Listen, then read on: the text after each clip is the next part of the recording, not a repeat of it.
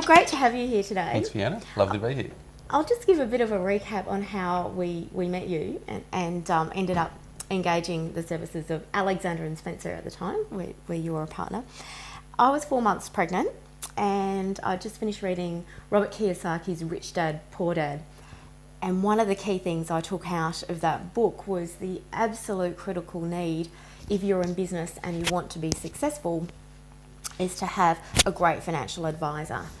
And his idea of financial advisor wasn't someone who just did your tax returns or gave you, intermittent advice once a year. He followed Rich Dad's model, which was he had his advisors, come talk to him about all aspects of his life and businesses every 3 months or so. So in a sense, they were collaborators in all his ventures, bringing their intellectual input into what the things he wanted to do. And I guess what I took out of that was that, well, if we're going to do something bold, and at the time David and I had this bold vision for a big website for the arts, we needed someone who really could understand how money flows through those sorts of systems and what it might mean and what you do in a growth phase and all of those sorts of things. Not just, will you do our tax and that's it. Thank you very much. So Phil, I seem to even remember when we first met you, one of the things you said was, we're going to make you rich. And after interviewing several other accountants who just wouldn't be upfront in that way, I think that was what made us hire you. Do you still use that line? Probably. I think it's more along the lines of, that's my job. My job is to make you rich, and to, richness is not necessarily money rich, but it's really get something out of what you're doing and get a deeper understanding about what you're doing. So clearly money is one part of it, and that's ultimately why a lot of us are in business. But I think people who really enjoy their businesses get a lot more out of their business than just the money. And so I think richness goes a bit deeper than that. My relationship with my clients is really geared around that. And I think you touched on it before. There are a lot of things at play when you're dealing with clients and what they're looking to get out of their business. And there's personal relationships. There's the interplay of a whole lot of factors that need to be considered. I think your advisor needs to understand that. And if your advisor doesn't get that and doesn't connect with their client, I think it's very hard to be an effective advisor.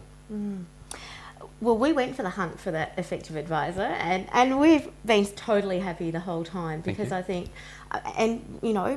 all credit to Robert Kiyosaki, because he crystallised what an ideal advisor would be, and then I took up his challenge and went on the hunt, and I found my perfect advisor. So that proves that you can take a mission and achieve success on that. Thank you, Robert. Thank you, Robert.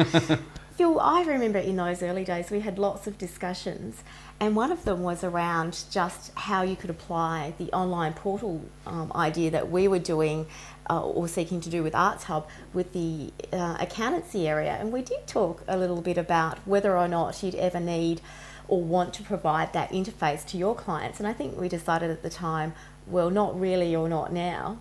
And yet, years later, that's exactly what Nexia ASR are doing at the moment, Absolutely. isn't it?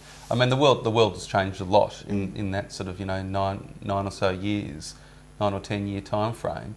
And there's no doubt, the web, which you guys identified many, many years ago, is really the hub. It really is. And to be able to connect with your clients at a further level and allow them to connect back to you, independent of you as an advisor, you need that platform to enable you to do it. And yes, we're currently about to launch our web portal, which is going to allow our clients to be able to interface with us much more easily, and it is enabling us to deliver a whole lot more information to them easier and give them much greater access to us, which is really what it's about. Clients want to have access to their advisor, and it's not necessarily going to cost them. It just enables them to be able to have access on the back of some smart technology. Tell me about not necessarily going to cost them, because that is the one thing we all get fearful of, particularly when cash flow is tight. And that's when you need the advice more than any other time, actually, isn't it? Absolutely. Absolutely. And look, my comment before is, you build a platform and people have access to it. It's part of the service offering that we provide. And, the relationships you have with your clients, you go over and above. When clients need you, that's when you've got to be there. If you're not there, you're not really being their advisor. And it's not about watching a time clock and charging people based on that. It's really got to be more in a value proposition. So you've got to be available, and if clients need you, you've got to be there. And ultimately you might make an assessment as an advisor as to whether you think this is a good client to be acting for and backing. If that assessment is yes, well then you've got to do it. You can't just pay lip service to it and just keep on throwing bills at them and hope they'll pay them. You've got to deliver value, and value is being accessible and being available for them. So what is a good client, Phil? Because I know from our point of view as a client, there are times when your business is in upswing and there's times when you're in downswing, and that's just how it is. It's not always fantastic. What's a good client from your point of view? From my perspective, a client is one who actually is passionate about their business. If they're not passionate, it's very hard, because they're not really going to listen to your advice. And not that your advice is always, 100% correct, but you'd like to think that they're coming to you because they want to actually hear what you have to say. And it's very hard for a client who just never listens to you, because you're wasting really both your time and their time. So if they're passionate and you have a good relationship, I think that's a very good starting point. And ultimately you've got to believe that the client's business is going to gain some success. You've got to be, as an advisor, excited about the business. I was certainly very excited about your business, and maybe that was because it was all new and it was the internet, which we didn't know a huge amount about, but there was great stuff there, and I certainly had a lot of confidence in both you and David in the way that you conducted yourselves, and I had confidence that you knew what you were doing in your business, and I knew you had confidence in me in that I knew what I was doing in my business in terms of its relationship with you. So that makes a good combination.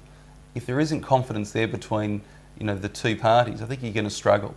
So really, ultimately, that's what it's about. I mean, there's no client that fits a perfect client in terms of their net worth or their turnover. And yes, we talk about those in our industry, because that sort of often leads to the traits of a good client. But if the client doesn't have passion and the client doesn't believe in what they're doing and doesn't really have a good connection with you as an advisor, you're never going to. They're not going to be a good client. And then there will be disputes about fees, because ultimately fees have to be paid, and there will be disputes about fees, and that's unpleasant for everybody. Okay, now we've had that 9 years in between when we first met. You've taken on several technology and online clients in that time.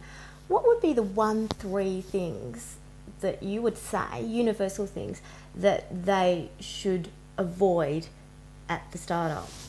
I think you've got to have a reality check at the start. I think, a business is a business. Whether it's online or not online, there are still, the fundamentals are the same.